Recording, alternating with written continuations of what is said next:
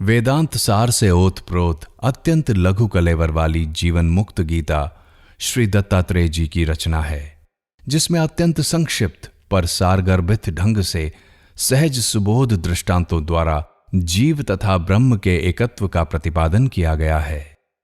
साथ ही जीवन मुक्त अवस्था को भी सम्यक रूप से परिभाषित किया गया है।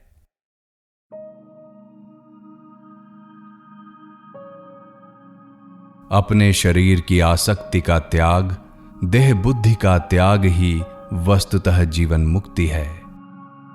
शरीर के नाश होने पर शरीर से जो मुक्ति होती है वो तो कूकर शूकर आदि समस्त प्राणियों को भी प्राप्त ही है।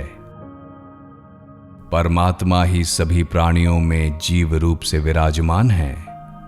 इस प्रकार देखने वाला अर्थात सर्वत्र भगवत दर्शन करने वाला मनुष्य ही वस्तुतः जीवन मुक्त कहा जाता है।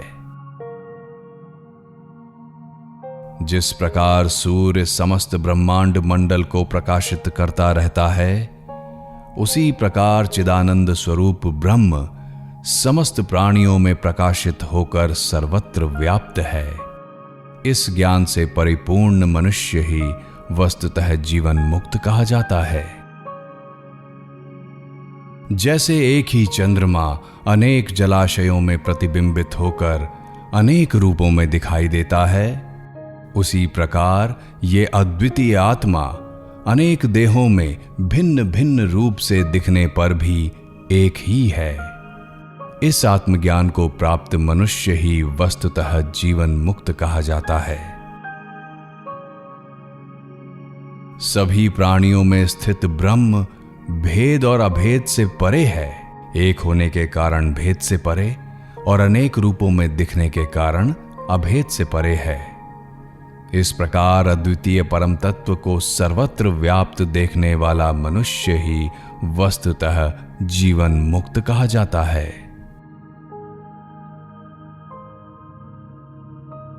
पृथ्वी, जल, अग्नि, वायु और आकाश, इन पंच तत्वों से बना ये शरीर ही क्षेत्र है तथा आकाश से परे अहंकार मैं ही क्षेत्रज्ञ कहा जाता है। ये मैं अहंकार ही समस्त कर्मों का कर्ता और कर्म फलों का भोक्ता है, चिदानंद स्वरूप आत्मा नहीं। इस ज्ञान को धारण करने वाला ही वस्तुतः जीवन मुक्त कहा जाता है। ध्यान से भरे एकाग्र चित्त वाला और कर्मेंद्रियों की हलचल से रहित अद्वितीय आत्म तत्व में लीन ज्ञानी ही वस्तुतः जीवन मुक्त कहा जाता है। जो मनुष्य शोक और मोह से रहित होकर यथा प्राप्त शरीर धर्म का पालन करता हुआ कर्म करता रहता है और शुभ अशुभ के भेद से ऊपर उठ गया है, ऐसा ज्ञानी ही वस्तुतः जीवन मुक्त कहा जाता है। शास्त्र विहित कर्म के अतिरिक्त जो अन्य कुछ भी नहीं जानता तथा कर्म को ब्रह्म स्वरूप जानता हुआ संपादित करता रहता है, वही वस्तुतः जीवन मुक्त कहा जाता है। सभी प्राणियों के हृदय आकाश में व्याप्त चिन्मय परम तत्व को जो जानता है, वही जीवन मुक्त कहा जाता है। प्राणियों में स्थित शिव स्वरूप जीवात्मा अनादि है और इसका नाश नहीं हो सकता, ऐसा जानकर जो सभी प्राणियों के प्रति वैर रहित हो जाता है, वही वस्तुतः जीवन मुक्त कहा जाता है। आत्मा ही गुरु रूप और विश्व रूप है। इस चैतन्य आकाश को कुछ भी मलिन नहीं कर सकता। भूतकाल और वर्तमान दोनों ही काल के अंश होने से एक ही हैं, दो नहीं। जो ऐसा जानता है वही वस्तुतः जीवन मुक्त कहा जाता है। अतः ध्यान के द्वारा जिसे ज्ञानी जन देख पाते हैं वह मन कहा जाता है। उस मन को सोहम, वह परम तत्व मैं ही हूं की भावना में जो विलीन कर लेता है, वही वस्तुतः जीवन मुक्त कहा जाता है।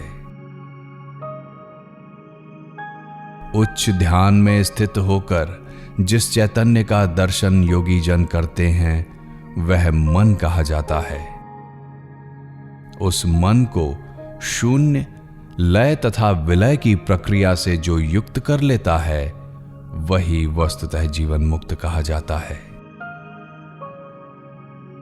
मन को ध्यान से लय करके जो नित्य अभ्यास में लगा रहता है और जिसे यह ज्ञान हो गया है कि बंधन और मोक्ष दोनों की ही सत्ता वास्तविक नहीं है, वही वस्तुतः जीवन मुक्त कहा जाता है। स्वभाव सिद्ध गुणों से रहित होकर जो एकांत में मग्न रहता है वह ब्रह्म ज्ञान के रस का आनंद वाला ही वस्तुतः जीवन मुक्त कहा जाता है। जो साधक अपने हृदय में उस परम तत्व का सोहम हंसः रूप से ध्यान करते हैं तथा अपने चित्त को उससे प्रकाशित करते हैं वे जीवन मुक्त कहे जाते हैं। अपनी आत्मा को शिव शक्ति रूप परमात्म तत्व जानकर और अपने शरीर तथा ब्रह्मांड को समान जानता हुआ जो हृदय स्थित मोह को चिदाकाश में विलीन कर देता है वही वस्तुतः जीवन मुक्त कहा जाता है। जागृत, स्वप्न, सुषुप्ति तथा तुरीयावस्था में रहते हुए भी जिसका मन सोहम के भाव में मग्न रहता है वही वस्तुतः जीवन मुक्त कहा जाता है। मैं वही निराकार ब्रह्म हूं। इस सोहम ज्ञान धारा में जो उसी प्रकार निरंतर स्थित रहता है जैसे पिरोई गई मणिमाला में सूत्र निरंतर विद्यमान रहता है वही वस्तुतः जीवन मुक्त कहा जाता है। विकल्प और संकल्पात्मक मन ही मनुष्यों के भेद और ऐक्य का हेतु है। जो ऐसा जानता है और मन के पार चला जाता है वही वस्तुतः जीवन मुक्त कहा जाता है। विद्वानों ने मन को ही जान लिया है। सिद्ध सिद्धांत भी यही है कि साधना में मन की दृढ़ता से ही मोक्ष प्राप्त होता है। जिसने इस सत्य को जान लिया वही वस्तुतः जीवन मुक्त कहा जाता है। मन से अंतर्वृत्तियों का त्याग और बाह्य वृत्तियों की उपेक्षा करने वाला योगाभ्यासी श्रेष्ठ है, किंतु अंतः और बाह्य दोनों वृत्तियों का मन से त्याग करने वाला ही वस्तुतः जीवन मुक्त कहा जाता है।